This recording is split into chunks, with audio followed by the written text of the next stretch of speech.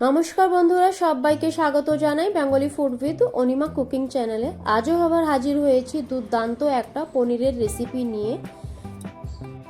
আজ আমি শেয়ার করছি পনিরের সম্পূর্ণ একটি নিরামিষ রান্না।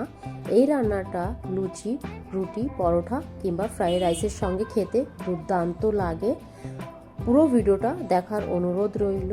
আর ভিডিওটা যদি ভালো লাগে অবশ্যই আমাকে কমেন্টের মাধ্যমে জানাতে ভুলো না। এই রান্নাটা করার জন্য প্রথমে আমি এখানে একটা পেস্ট তৈরি করে নেব। পেস্ট বানানোর জন্য এখানে আমি নিয়ে নিয়েছি চারমগজ আর কাজু। সামান্য পরিমাণে জল অ্যাড করে একটা পেস্ট আমি তৈরি করে নেব।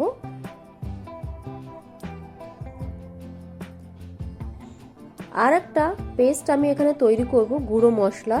এখানে আমি নিয়ে নিয়েছি রেড চিলি পাউডার, ধনিয়া পাউডার, জিরে পাউডার আর সামান্য পরিমাণে জল অ্যাড করে একটা পেস্ট আমি তৈরি করে নেব।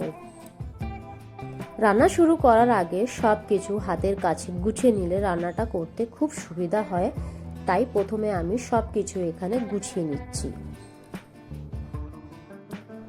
নিরামিষ পনিরের রেসিপি করার জন্য এখানে আমি নিয়ে নিয়েছি 250 গ্রাম পনির। এই রান্নাটা আমি সাদা তেলে করব। কড়াইতে সাদা তেল ভালো করে গরম করে আমি পনিরগুলো প্রথমে ভেজে নেব। তেলটা যদি ভালো করে গরম না হয় তাহলে পনির নিচে লেগে যেতে পারে। আমি পনির দেওয়ার সঙ্গে সঙ্গে পনিরগুলোকে একটু নাড়িয়ে চাড়িয়ে দিচ্ছিলাম যাতে কড়াই গায়ে না লেগে যায়। পনিরগুলো হালকা করে আমি ভেজে নিয়েছি। পনিরগুলো খুব সফট আর ফ্রেশ ছিল।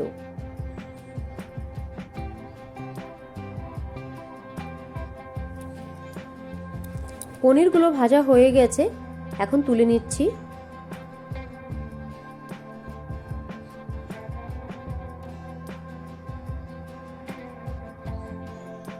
পনির ভাজা তেলের ভেতরে আমি ফোড়নে এখানে দিয়ে দেব এলাইচি, তেজপাতা আর গোটা জিরে।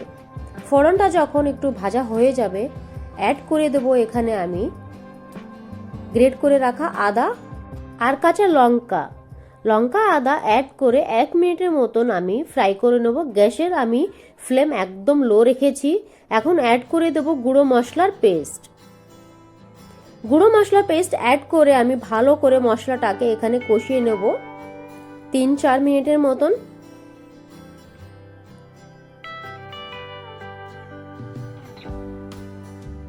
মশলাটা এখানে সুন্দরভাবে কষানো হয়ে গেছে।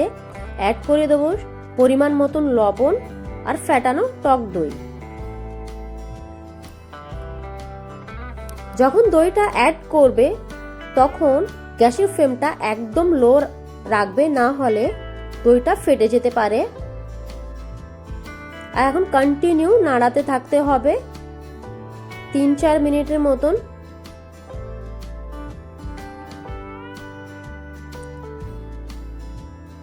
দই অ্যাড করার পরে মশলাটা ভালো করে এখানে কষানো হয়ে গেছে। এখন অ্যাড করে দেবো আমি এখানে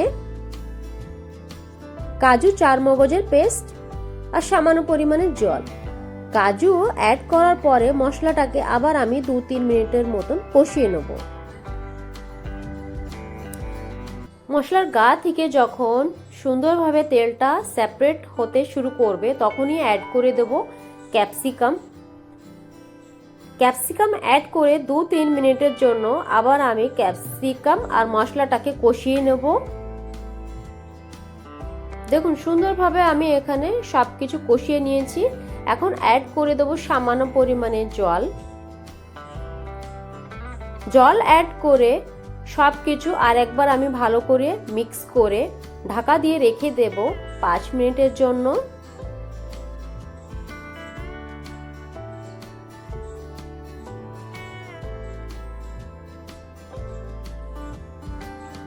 পাঁচ মিনিট পরে ঢাকনাটা খুলে অ্যাড করে দেব ভেজে রাখা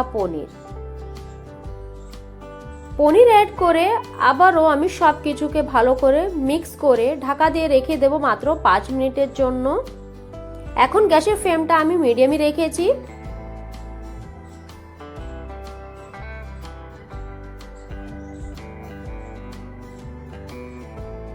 5 মিনিট পরে ঢাকনাটা খুললে একদম রেডি আমাদের নিরামিষ পনিরের রেসিপি।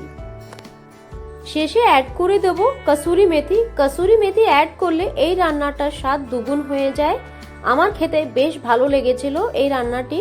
কে কে পনিরের এই নিরামিষ রান্নাটা খেয়েছো অবশ্যই আমাকে কমেন্টের মাধ্যমে একবার জানিও। এই নিরামিষ পনিরের রেসিপিটা কেমন লেগেছে অবশ্যই আমাকে জানিও। আর আমার রান্নার ভিডিওটা কেমন হয়েছে সেটাও আমাকে কমেন্টের মাধ্যমে জানাতে ভুলো না। আমার রান্নার ভিডিওগুলি যদি ভালো লাগে তাহলে লাইক, শেয়ার এন্ড সাবস্ক্রাইব করো। দেখা হচ্ছে পরবর্তী অন্য কোনো ভিডিওতে। ততক্ষণের জন্য টাটা।